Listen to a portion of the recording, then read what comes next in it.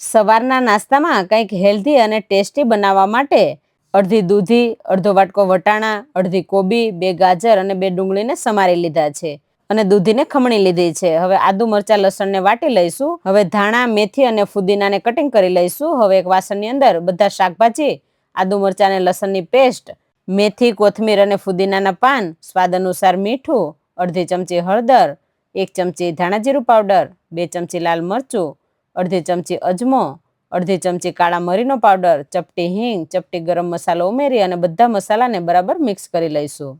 હવે 1 વાટકી બેસન ઉમેરીશું, 1 વાટકી રવો અને અડધી વાટકી ચોખાનો લોટ ઉમેરીશું, 1 વાટકી ખાટું દહીં. હવે બધી વસ્તુને બરાબર મિક્સ કરી અને જરૂર પ્રમાણે પાણી ઉમેરીને આ રીતનું થીક બેટર બનાવી લઈશું.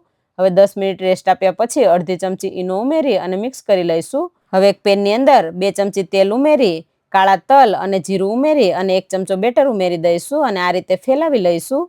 એક બાજુ ચડી જાય એટલે બીજી બાજુ પલટાવી દઈશું. તો ગરમા ગરમ ટેસ્ટી અને વજન ઉતારવામાં મદદરૂપ એવા વેઇટ લોસ પુડલા બનીને તૈયાર છે. Thank you.